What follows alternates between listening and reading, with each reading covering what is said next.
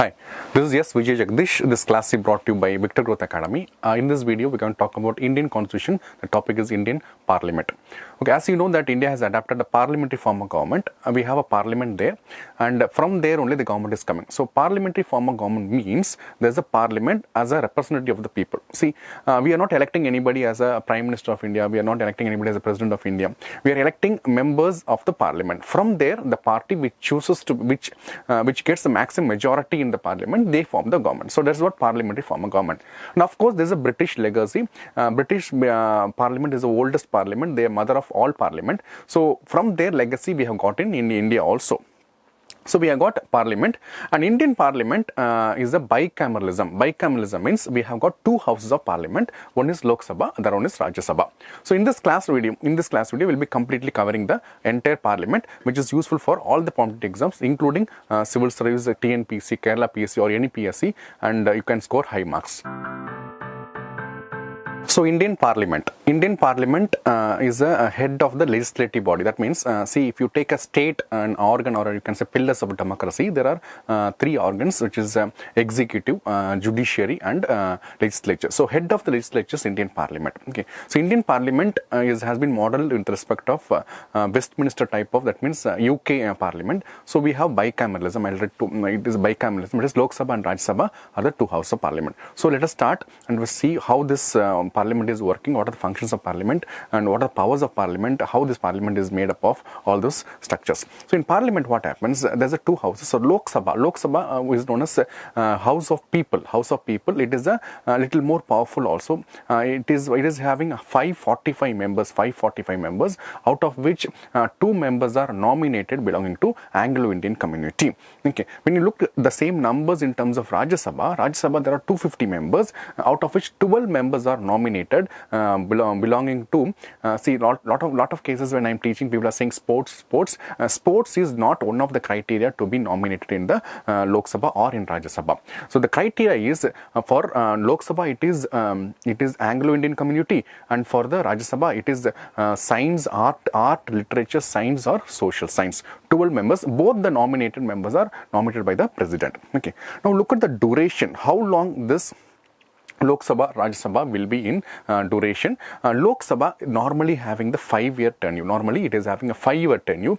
But in some cases, means if there is a national emergency under Article 352, then the life of the Lok Sabha can be extended to 1 year at a time, and any number of, as long as you have got national emergency, you can keep on extending the life of the Lok Sabha 1 year at a time, and you can keep on extending. At the same time, Lok Sabha can be dissolved even before the 5 years by president. So Lok Sabha's duration is normally 5 years. It can be extended on a occasion like national emergency for 1 year at a time, and it can be dissolved even before that by the president. Now in case of Rajya Sabha, in Rajya Sabha, whenever I am asking Rajya Sabha, the people who have already studied the polity, they'll say 6 years. Okay, but that is not correct. Whenever the parliament, when I am asking the question, what is the duration of the Rajya Sabha, the answer should be permanent house. Rajya Sabha is a permanent house. It cannot be dissolved. It doesn't vacate their office completely. The entire people do not vacate the office. Okay, so Rajya Sabha, what is Rajya Sabha? Rajya Sabha is a permanent house. Each member of the Rajya Sabha have a tenure of 6 years, and it is modeled in such a way that every 2 years, 1/3 of the member retire. Every 2 years, 1/3 of member retire. So Rajya Sabha can never be dissolved. It is a continuous. It will be there. So duration is Lok Sabha is 5 years normally, and I told you it can be extended.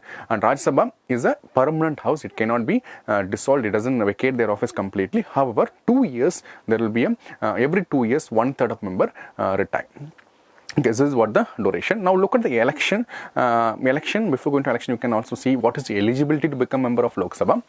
To become the member of Lok Sabha, the eligibility is, the age is 25 years. Okay, the age is 25 and should be a registered voter on any part of India and should be a citizen of India. Okay, somebody will say that there should not be any corrupt charges against you. Those are not there. But of course, if you are convicted for any offences, whereas the imprisonment is more than 2 years, then you are not eligible. That will come under the RPA, Representative People's Act.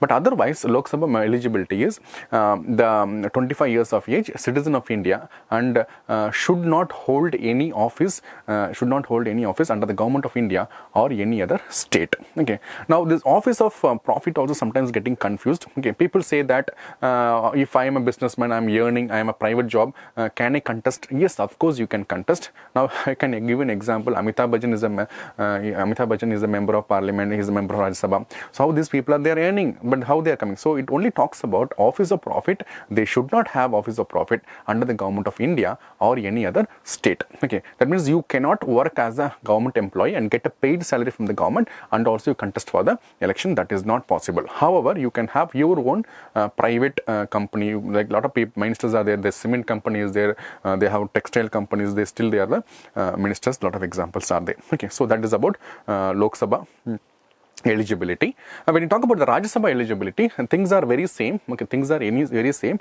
but only thing is the age is 30 years. Age is 30 years, and citizen of India should not hold any office of profit and should be a registered voter in anywhere in India.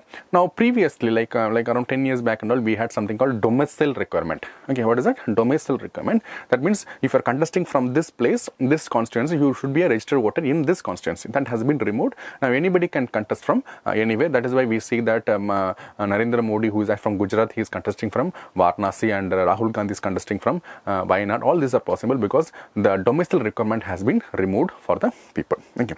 Now, the mode of election, when we talk about the mode of election, Lok Sabha has got a direct election. Lok Sabha has got direct election, that you and me are electing the members of Lok Sabha directly. Okay, and India follows something called adult franchise, that means universal adult franchise. Anybody who is above the age of 18 vote in the election of Lok Sabha, and this system of voting is known by the name first past the post. Okay, first past the post. What happens? Anyone who is getting at least one vote higher than the immediate next person, then he is a winner. That is known as first past post. And here we are least bothered about did he get 50% vote?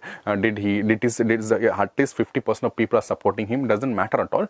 Like for example, I give an example: 1,000 voters are there, but out of it only 500 people voted. Okay, and out of which he got 101. Okay, and he is a winner. That means out of 1,000 people, only 100 people have voted for you, and still you are the winner. That is what the you can say lacunas are, the limitations of the first past the post system. But however, that is the most successful and that's the most easiest way of electing a candidate. So that is followed in India for the Lok Sabha election or the state assembly election also, first past the post. In terms of Rajya Sabha, it is an indirect election. We are not voting to the Rajya Sabha members. We are actually voting MLAs, member of legislative assembly. That means the MLAs are in turn electing the Rajya Sabha members, and the system of voting is proportional representation by means of single transferable vote. Okay, proportional representation by means of single transferable vote. Maybe first time if you are hearing, it may be little lengthy, but it is easy. If you practice it, be easy. So what it means is like all the candidates will be listed in 1, 2, 3, 4 category or ABCD. You have to choose them. Okay, who is your most important, or you can say who most favorite member, you have to choose among them, and he will be so everybody is choosing, then he will be elected, provided 50% vote is also he is getting. So it is little complex, but still people do that because it is the most way in which you don't reject anybody. And often one question comes in any competitive exam is what it means that proportional representation by means of single transfer vote. One of the options will be a person will have one single vote, and that is correct. Okay, only one vote you will have, but you can give an option 1, 2, 3 for the people. Okay, so we have seen eligibility, and we have seen duration, and we have seen mode of election. Okay, now let us talk about the presiding officers. Okay, presiding officer of Lok Sabha and Rajya Sabha.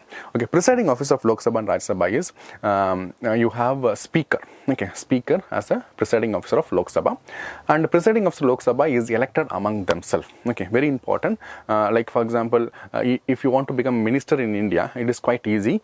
Like Prime Minister can choose you. Okay, and you can become minister, and within 6 months you can become a member of either Lok Sabha member or Rajya Sabha member. That is possible. Okay, but to become the speaker, you have to be the member of Lok Sabha. To become the speaker, you have to be the member of Lok Sabha. Okay, that means you cannot be an outsider. Okay, at the time of the election, you have to be a member of Lok Sabha. So that is why I am saying speaker is elected among themselves. Okay, now the system of voting for this also proportional representation by means of single transferable vote, and speaker is elected. And what is the role of president in this case is, write down, president can fix the date of election of speaker. Okay, he only fixes the date of election of the speaker. However, he does not appoint the speaker. The president does not appoint the speaker. There is nothing called appointment of the speaker. Speaker is elected. Okay, once he is elected, then normally people will be ceremonially bringing him to the chair. That is how it is worked. Okay. Now look at the like on the tenure of speaker. That is also quite interestingly different. He does not hold office during the pleasure of the president. That is very clear, and his office of tenure is not in accordance with the life of the Lok Sabha. Okay, very clearly understand. Okay, for example, I am saying if the Lok Sabha is dissolved, the speaker does not vacate his office. The speaker does not vacate his office. He continues to be the speaker. Till the first meeting of next Lok Sabha. Okay, fix the first. That means now we have got 16th Lok Sabha is over, 17th Lok Sabha is coming. Okay, or now 17th number is over. So if it is dissolved, okay, for that matter, 5 years tenure is over. When the next Lok Sabha is turning, okay, during the election period, okay, where all the members have vacated their office, the speaker continues to be in office till the first meeting of next Lok Sabha. Okay, so that is little different. And of course, when he is not happy, he can also resign from his office. During resignation, he can submit his resignation letter to the deputy speaker. Okay, again, that is different. Okay, normally when you resign, you have to give your resignation letter to the your superior officer. But in this case, speaker submit his resignation letter to the deputy speaker. Okay, because that is a person who has to act in the absence of speaker. Now, speaker can also be removed from the office. How to remove him? You have to give him 14 days notice. Okay, and during his removal, the speaker has got one power or you can say privilege. That means he can vote in the first instances. Normally, when the bill is coming in the Lok Sabha, he cannot vote in the first instances.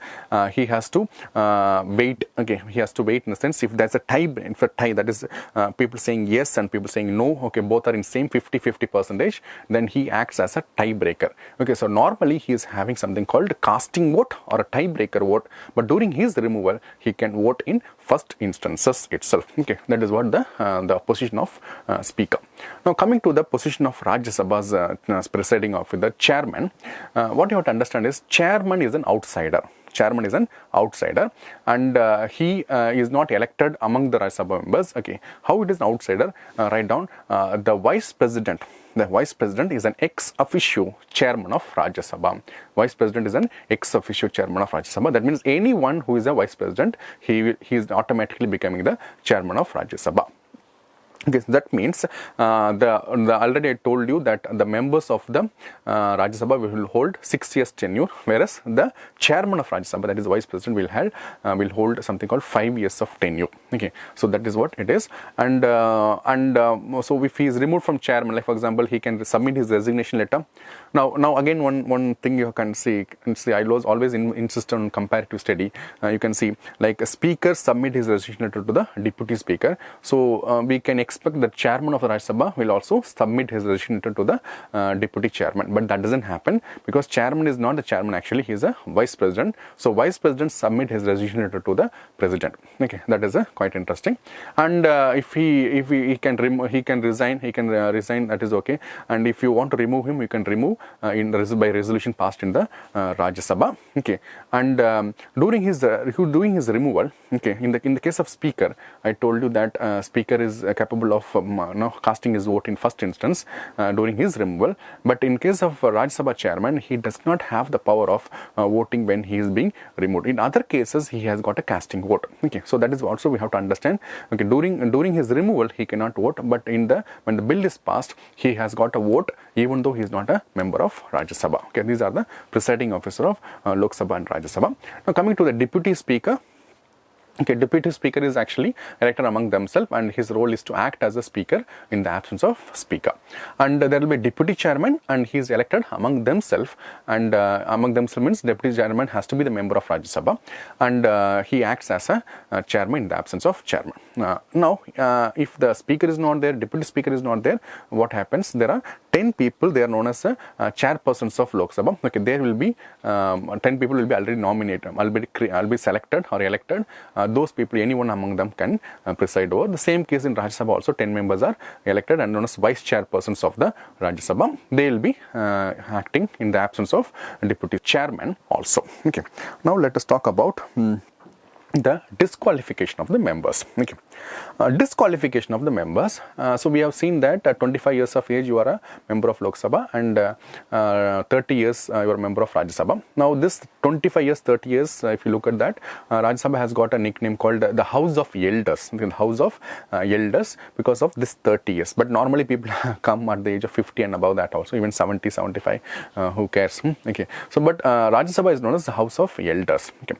Now coming to the disqualification of the members, there are three aspects in which you can disqualify the member. One is constitutional aspect, and the second one is defection law, okay, anti-defection law. Okay, third one is RPA, okay, Representation of People's Act. Okay, so in the first one, constitutional status, what is that? The constitution provides certain aspect where you can disqualify a member of a Lok Sabha or Rajya Sabha.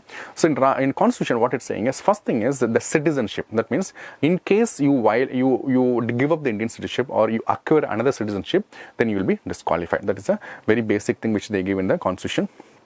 Then second thing is they are saying is undischarged insolvent. That means if you are bankrupt, you don't have enough cash to pay your bills back. Okay, and that is also quite funny. So this is the only job you had and you don't have cash on your hand. But what they'll do, they'll remove this job also. So because there's a probability that you may influence by using your office, you may misconduct something. That is why in case of undischarged insolvent, they will remove you from the member of Parliament. Okay, then unsound mind is also there. Okay, that means if people are mentally ill, then they can also be removed in the constitutional aspect of the disqualification. And also there is one more aspect of any law made by the Parliament. That means the Parliament can bring new law and they can make any person as a disqualified is also possible. Okay, and last thing, office of profit. Say I'll give an example. Sonia Gandhi, there was a threat that she'll be disqualified because she was a member of Lok Sabha as well as she was a chairperson of NAC, National Advisory Council. Okay, so National Advisory Council, she was getting a paid salary and she was also a member of Lok Sabha. So there was a threat. Then they got an amendment, they got an ordinance in which they said NAC is an exception to the office of profit. So there are a lot of exceptions are there for office of profit. For example, minister itself. So as a minister, he is getting a paid salary and he is also a member of Parliament. So that is possible because you can have an exceptions. Okay, if it is not exempted, then you can say that there is a problem and you have to vacate your office. So office of profit is also coming under the constitutional status. Okay, next aspect of disqualification is anti-defection law. So this was not originally present in the Constitution. It was added by 52nd Amendment Act. Okay, 52nd Amendment Act. It is mentioned in 10th schedule. It is mentioned in 10th schedule, and according to this, any person who is jumping party, okay, that means you have been elected in the ticket of Congress. Okay, after getting elected, you want to join the BJP or you are joining the BJP, that it is amounting to defection and you will be disqualified. Okay, so that is something which is great. Okay, that has been used by people who want to disqualify the rebel. Okay, the reason behind this law is that when you are contesting in the election as a person and also a party in a party ticket, people are voting to you. Okay, not only because it is you. Okay, they are voting because it is a party member. You are a party member and they want, okay, and their party leader to be the prime minister. And then give an example, like if people are voting Shashi Tharoor. Okay, Shashi Tharoor, yeah, he has his own followers, and also if you vote Shashi Tharoor, he belongs to Congress, and the expectation is to make Rahul Gandhi as a prime minister, or anybody from the Congress will become prime minister. That is the expectation of the people when you are voting. Now after getting voted and you become member of the Parliament, then you are jumping, then it amounts to betrayal of the people. That is why this anti-defection law has been brought, and it is present in the 10th schedule of the Constitution, and it was added by 52nd Amendment Act. Okay, then third aspect of the disqualification is RPA, Representation of People's Act, which was passed in 1951. Okay, 1951 it was passed, according to which any electoral malpractices, you will be disqualified. Example, there are certain limit to which you can spend in the elections, like 70 lakh you can spend as a one constituency. If you are spending more than that, or you are not giving proper accounts, then you will be disqualified.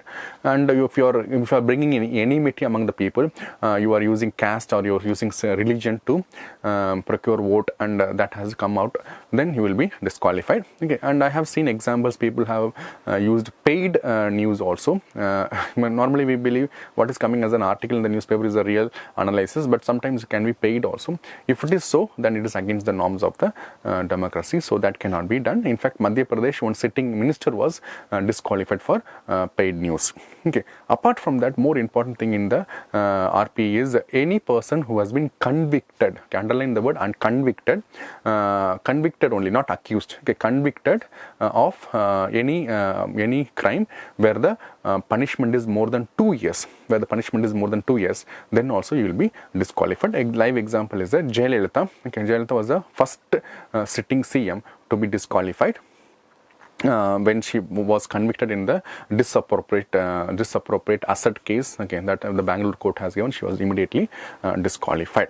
Okay, after that you can go for appeal, anything you can do, but once it is done, you will be disqualified. So these are the aspects in terms of disqualification of members. Okay. If you have any suggestions, please do comment. Please subscribe to our channel. Please share this entire information to your friends also. We'll be coming with lot of current affairs. We'll be giving you the entire courses online as well. We do have an offline facility in Thiruvananthapuram and Kochi. And in case of any doubts or any kind of clarification you need about the preparation of the exam, you can always send me a message. Okay, my number has been given below, as well as there you can see in the PPT. Okay, so wish you all the best, and thank you very much.